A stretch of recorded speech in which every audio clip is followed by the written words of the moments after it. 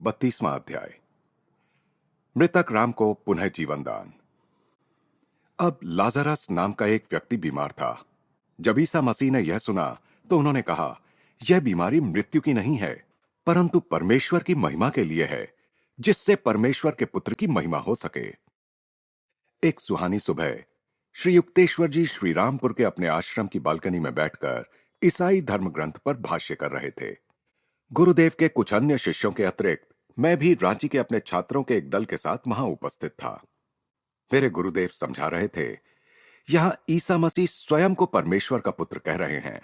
यद्यपि वे वास्तव में ईश्वर के साथ एक रूप थे, तथापि यहां इस बात के उल्लेख का वैयक्तिकता से परे एक गहन अर्थ निहित है। परमेश्वर के पुत्र का अर्थ है मनुष्य में निहित क्राइस्ट या ईश्वरीय चैतन्य। कोई भी मर्त्य मानव ईश्वर की महिमा को गौरवान्वित नहीं कर सकता। मनुष्य अपने सृष्टा का गौरव एक ही तरीके से बढ़ा सकता है, और वह है उसे पाने का प्रयास करके। मनुष्य किसी ऐसे अमूर्त अस्तित्व का गौरव नहीं बढ़ा सकता जिसे वह जानता ही ना हो। संतों के सिर के चारों ओर जो तेजोमंडल है, वह उनकी ईश्वर के चरणों में श्रद्धांजलि अर्पित करने की क्षमता का प्रतीक है। श्री युक्तेश्वर जी लाजरस के पुनः जी उठने की अद्भुत कथा को आगे बढ़ते गए। जब कहानी समाप्त हुई तो गुरुदेव लंबे समय तक मौन रहे। पवित्र पुस्तक उनकी गोद में खुली रखी हुई थी। मुझे भी ऐसा ही एक चमत्कार देखने का सौभाग्य प्राप्त हुआ था। मेरे गुरु ने आखिर गहरे भक्तिभाव के साथ कहा, लाहिड़ी महाशय ने मेरे एक मित्र को मर जाने के बाद पुनः जीवित किया था। मेरे पास बैठे बच्चे तीव्र जिज्ञासा से मुस्कुरा उठे। मुझ में भी अभी काफी बचपना था। केवल तत्व ज्ञान का आनंद लेने का ही नहीं, बल्कि विशेषकर किसी ऐसी कहानी के लिए भी जो लाहिड़ी महाशय से संबंधित अद्भुत अनुभवों पर मुझे श्री युक्तेश्वर जी से सुनने को मिल सकती थी। गुरुदेव ने बताना आरंभ किया, मेरा मित्र राम और मैं कभी एक दूसरे के बिना नहीं रहते थे। वह स्वभाव से बड़ा शर्मीला और एकांत प्रिय था। इसलिए हमारे गुरु लाहिड़ी महाशय के पास केवल मध्यरात्रि और प्रभात के बीच के समय ही जाना पसंद करता था, जब दिन में आने वाले भक्तों के समान भीड़ नहीं होती थी। उसका घनिष्ठतम मित्र होने के कारण मुझे वह अपने अनेक गहरे आध्यात्मिक अनुभव बताया करता था। उसकी आदर्श संगत में मुझे प्रेरणा मिलती थी। मेरे गुरु के चेहरे पर पुरानी स्मृतियों के कोमल भाव छा गए। गुरुदेव आगे कहते गए, अचानक राम की एक कड़ी परीक्षा ली गई। उसे हैजा हो गया। गंभीर बीमारियों में डॉक्टरों को बुलाने में हमारे गुरु कभी आपत्ति नहीं करते थे, इसलिए 2 विशेषज्ञों को बुला लिया गया। रोगी की सेवा करने की हड़बड़ी के बीच मैं मन ही मन गहराई से लाहिड़ी महाशय की प्रार्थना किए जा रहा था। आखिर शीघ्रता पूर्वक मैं उनके घर गया और रोते रोते उन्हें सारी कहानी सुना दी। डॉक्टर राम को देख ही रहे हैं, वह ठीक हो जाएगा, मेरे गुरुदेव ने प्रसन्नता से मुस्कुराते हुए कहा। मैं खुशी खुशी अपने मित्र के रुग्ण शैया के पास लौट आया। देखा तो वो मरणासन्न था। यह 1-2 घंटे से अधिक नहीं जी सकता, एक डॉक्टर ने निराशाजनक हाव भाव के साथ मुझे बताया। फिर से मैं तुरंत लाहिड़ी महाशय के पास जा पहुंचा। डॉक्टर लोग अपना काम जानते हैं और उन्हें अपनी जिम्मेदारी का पूरा एहसास है। मुझे पक्का विश्वास है कि राम ठीक हो जाएगा। गुरुदेव ने आनंद पूर्वक मेरी बात काट दी। जब मैं राम के घर पहुंचा तो देखा कि दोनों डॉक्टर वहां से चले गए थे। उनमें से एक ने मेरे लिए एक चिट्ठी छोड़ी थी। हम जो कुछ कर सकते थे हमने कर लिया, परंतु इसके बचने की कोई आशा नहीं है। मेरा मित्र सचमुच आखिरी सांसें लेता प्रतीत हो रहा था। मेरी समझ में नहीं आ रहा था कि लाहिड़ी महाशय के शब्द असत्य कैसे सिद्ध हो सकते थे, परंतु राम का बुझता जा रहा जीवन दीप बार बार मेरे मन में यही विचार ला रहा था, अब सब कुछ खत्म हो गया। इस प्रकार विश्वास और संदेह के बीच डावाडोल मन से मैं यथाशक्ति अपने मित्र की सेवा करता रहा। अचानक चौकस होकर उसने जोर से कहा, युक्तेश्वर, दौड़कर गुरुदेव के पास जाओ और उन्हें बता दो कि मैं चला गया। मेरी अंत्येष्टि होने से पहले मेरे शरीर को आशीर्वाद देने के लिए उनसे प्रार्थना करना। इन शब्दों के साथ ही राम ने गहरा निश्वास छोड़ा और प्राण त्याग दिए। मैं उसकी शैया के पास बैठा 1 घंटे तक रोता रहा। उसे हमेशा ही शांति प्रिय रही थी। अब उसे मृत्यु की संपूर्ण शांति प्राप्त हो गई थी। इतने में एक अन्य शिष्य वहां आ पहुंचा। मैंने उससे अपने लौट आने तक वहीं रुकने के लिए कहा। बेसुध सा मैं बोझिल कदमों से फिर गुरुदेव के घर की ओर चल पड़ा। अब राम कैसा है? लाहिड़ी महाशय ने मुस्कुराते हुए पूछा। आपको जल्दी ही पता चल जाएगा वह कैसा है गुरुदेव, मैंने भावुकता के आवेग में कह दिया। कुछ ही घंटों में उसके शव को शमशान घाट ले जाया जाएगा, तब आप देख ही लेंगे। मैं फपक कर रो पड़ा और वहां सबके सामने ही विलाप करने लगा। युक्तेश्वर, अपने आप को संभालो, शांत होकर बैठ जाओ और ध्यान करो। मेरे गुरुदेव समाधि में चले गए। वह दोपहर और पूरी रात अखंड निस्तब्धता में बीत गई। मैं आंतरिक शांति बनाए रखने का असफल प्रयास करता रहा। भोर के समय लाहिड़ी महाशय ने मुझ पर सांत्वनापूर्ण दृष्टि डाली। मैं देख रहा हूं कि तुम अभी भी अशांत हो। कल ही तुमने मुझे स्पष्ट क्यों नहीं बता दिया कि तुम किसी दवा के रूप में मुझसे राम के लिए ठोस सहायता चाहते हो? गुरुदेव ने एक दिए की ओर संकेत किया जिसमें अरंडी का तेल था। किसी छोटी सी शीशी में उस दिए का तेल भर लो और राम के मुंह में उसकी 7 बूंदें डालो। मैंने प्रतिवाद सूचक स्वर में कहा, गुरुदेव, वह कल दोपहर से मृत पड़ा है, अब इस तेल से क्या लाभ? उसकी चिंता मत करो, केवल मैं जो कह रहा हूं वह करो। मेरे गुरुदेव का प्रसन्न भाव मेरी समझ में नहीं आ रहा था। मैं अभी तक शोक की भीषण वेदना से व्यथित था। थोड़ा सा तेल निकालकर मैं राम के घर की ओर चल पड़ा। मेरे मित्र का मृत शरीर सख्त हो गया था। उसकी भयंकर अवस्था की ओर ध्यान ना देते हुए मैंने अपने दाहिने हाथ की तर्जनी से उसके होंठ खोले और बाएं हाथ से शीशी के ढक्कन की सहायता से किसी प्रकार बूंद बूंद तेल उसके पक्के बैठे दांतों पर डालने लगा। जैसे ही 7वीं बूंद ने उसके ठंडे होठों का स्पर्श किया, राम का शरीर जोर से कांपने लगा। सिर से पांव तक उसकी सारी मांसपेशियां कांपती रहीं और वह आश्चर्य करता हुआ उठ बैठा। मैंने प्रखर प्रकाश में लाहिड़ी महाशय को देखा। वह चीख पड़ा। वे सूर्य की भांति चमक रहे थे। उठो, निद्रा त्याग दो, उन्होंने मुझे आदेश दिया। युक्तेश्वर के साथ मुझसे मिलने आओ। जब मैंने राम को उठकर अपने हाथों से कपड़े पहनते देखा और उस मरणांतक बीमारी के बाद भी हमारे गुरु के घर की ओर चलने की शक्ति उसमें आ गई थी, तो मैं अपनी आंखों पर विश्वास नहीं कर सका। वहां पहुंचकर राम ने लाहिड़ी महाशय को साष्टांग प्रणाम किया। उसकी आंखों से कृतज्ञता के आंसू बह रहे थे। गुरुदेव को भी अत्यधिक आनंद हो रहा था। मेरी ओर शरारती आंखों से देखते हुए उन्होंने कहा, युक्तेश्वर, अब तो निश्चय ही तुम हमेशा अपने पास अरंडी के तेल की बोतल रखोगे। जब भी किसी मृत व्यक्ति को देखो तो उसके मुंह में वह तेल डाल देना। क्यों? अरंडी के तेल की 7 बूंदें अवश्य ही यमराज की शक्ति को निष्क्रिय करने के लिए पर्याप्त हैं। गुरुजी, आप मेरा मजाक उड़ा रहे हैं। मैं समझा नहीं। कृपा कर मेरी भूल का स्वरूप समझा दीजिए। मैंने 2 बार तुमसे कहा कि राम ठीक हो जाएगा, फिर भी तुमने मुझ पर पूरा विश्वास नहीं किया। लाहिड़ी महाशय समझाने लगे। मेरे कहने का यह अर्थ नहीं था कि डॉक्टर उसे ठीक कर पाएंगे। मैंने केवल इतना ही कहा था कि वे उसे देख रहे हैं। मैं डॉक्टरों के कार्य में हस्तक्षेप नहीं करना चाहता था। आखिर उन्हें भी तो जीविका कमानी है। इसके बाद आनंद से भरे स्वर में मेरे गुरु ने कहा, सदा याद रखो कि सर्वशक्तिमान परमात्मा किसी को भी ठीक कर सकते हैं, डॉक्टर हो या ना हो। मुझे अपनी भूल समझ आ गई है। मैंने पश्चाताप के साथ स्वीकार किया। अब मेरी समझ में आ गया कि आपका एक साधारण सा शब्द भी पूरे ब्रह्मांड के लिए बाध्यकारी है। श्री युक्तेश्वर जी की यह रोमांचक कहानी जैसे ही पूरी हुई, रांची के एक बच्चे ने उनसे प्रश्न पूछा, जो बच्चे के मुख से स्वाभाविक ही था। उसने पूछा, महाराज, आपके गुरुदेव ने अरंडी का तेल ही क्यों भेजा? तेल देने का कोई विशेष अर्थ नहीं था बेटा। मैंने कोई प्रत्यक्ष वस्तु चाहिए थी, इसलिए लाहिड़ी महाशय ने पास में पड़ा तेल ही दे दिया, जो मुझ में अधिक विश्वास जगाने के लिए एक वस्तुगत प्रतीक मात्र था। गुरुदेव ने राम को इसलिए मर जाने दिया क्योंकि मैंने आंशिक संदेह किया था, परंतु वे जानते थे कि जब उन्होंने कह दिया था तो राम ठीक होकर ही रहेगा, चाहे उन्हें उसे मृत्यु के बाद ही क्यों ना ठीक करना पड़े, जो साधारणतया अंतिम बीमारी होती है। श्री युक्तेश्वर जी ने बच्चों को बाहर भेज दिया और मुझे अपने चरणों के पास रखे कंबल के एक आसन पर बैठने का संकेत किया। असाधारण गंभीरता के साथ उन्होंने कहा, योगानंद, तुम जन्म से ही लाहिड़ी महाशय के शिष्यों से घिरे रहे हो। महान गुरु ने अपना महिमामय जीवन कुछ हद तक एकांत में ही जिया और अपनी शिक्षाओं पर आधारित कोई संस्था या संगठन बनाने की अनुमति अपने अनुयायियों को देने से वे निरंतर इनकार करते रहे। फिर भी उन्होंने एक महत्वपूर्ण भविष्यवाणी की थी। उन्होंने कहा था, पश्चिम में योग के प्रति गहरी रुचि पैदा होने के कारण मेरे देह त्याग के 50 वर्ष बाद मेरा एक जीवन चरित्र लिखा जाएगा।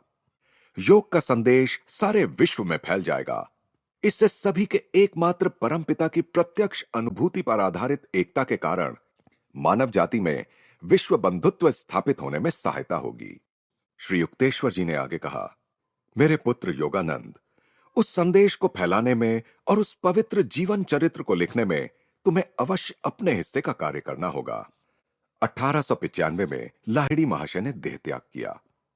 1945 में उनके देह त्याग के 50 वर्ष पूरे हुए। उसी वर्ष यह पुस्तक पूरी हुई। यह संयोग देखकर मैं आश्चर्यचकित हुए बिना नहीं रह सकता कि 1945 के वर्ष के साथ ही क्रांतिकारी आणविक शक्तियों का नया युग भी आरंभ हुआ। सभी विचारी मनुष्यों का ध्यान शांति और विश्व बंधुत्व की अत्यंत महत्वपूर्ण समस्याओं की ओर अभूतपूर्व व्यग्रता के साथ लग गया है कि कहीं ऐसा ना हो कि भौतिक बल के निरंतर प्रयोग से समस्याओं के साथ साथ मानव जाति का ही अंत हो जाए। मनुष्य की सारी उपलब्धियों का काल या बम के कारण नामो निशान मिट जाए, तब भी सूर्य अपनी दिशा नहीं बदलेगा और तारे भी अपने अपने स्थान पर रहकर पृथ्वी को देखते रहेंगे। सृष्टि नियम को स्थगित नहीं किया जा सकता, न ही उसे बदला जा सकता है। मनुष्य के लिए बेहतर यही होगा कि वह उसके अनुसार जीना सीखे। पूरा ब्रह्मांड जहां बल प्रदर्शन के विरुद्ध है, सूर्य भी जहां तारागणों के साथ कोई युद्ध छेड़े बिना उन्हें अपने स्वल्प प्रकाश को प्रकट करने का अवसर देने के लिए यथा समय आकाश से हट जाता है, वहां हमारे बल प्रदर्शन से लाभ ही क्या होने वाला है? क्या उससे कोई शांति उत्पन्न हो जाएगी? सृष्टि का आधार क्रूरता नहीं, सद्भावना है। शांति सद्भावना में जीने वाली मानव जाति ही विजयश्री के अनंत फलों का रसास्वादन कर सकेगी, जो अपने स्वाद में रक्त सिंचित भूमि में उत्पन्न किसी भी फल से कहीं अधिक मधुर होंगे। मानव हृदयों का अनाम स्वाभाविक संघ ही प्रभावी राष्ट्र संघ बन सकेगा। इस जगत के दुखों को दूर करने के लिए जिन व्यापक सहानुभूतियों की और गहराई में देख पाने वाली दृष्टि की आवश्यकता है, वह केवल मानव जाति की विविधता के बौद्धिक आकलन से नहीं, बल्कि मानव जाति की सबसे गहरी एकता, ईश्वर के साथ संबंध के ज्ञान से आएगी। विश्व बंधुत्व द्वारा शांति की स्थापना संसार का सर्वोच्च आदर्श है। इस आदर्श को मूर्त रूप देने के लिए योग का, जो कि ईश्वर के साथ व्यक्तिगत संपर्क साधने का विज्ञान है, समय के साथ सारे विश्व के समस्त लोगों तक प्रसार हो। भारत की संस्कृति अन्य किसी भी देश की संस्कृति से कहीं अधिक प्राचीन है। फिर भी बहुत कम इतिहासकारों ने इस बात की ओर ध्यान दिया है कि उसका अभी तक सुरक्षित रहना कोई संयोग मात्र नहीं है, बल्कि पीढ़ी दर पीढ़ी भारत ने अपने महापुरुषों के माध्यम से जो सनातन सत्य प्रस्तुत किए हैं, उनके प्रति भक्ति का तर्क शुद्ध परिणाम है। युग युगांतरों से वो भी कितने, क्या कोई गवेषक कभी सच सच बता भी पाएगा? निरंतर विकारहीन अस्तित्व बनाए रखकर काल की चुनौती का किसी भी देश की अपेक्षा केवल भारत ने ही सर्वोत्तम उत्तर दिया है।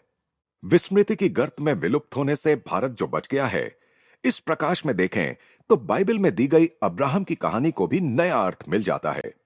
बाइबल में कहा गया है कि अब्राहम ने प्रभु से प्रार्थना की कि सोडोम शहर में यदि 10 पुण्यात्मा भी मिल जाएं, तो वे उस शहर को बख्श दें।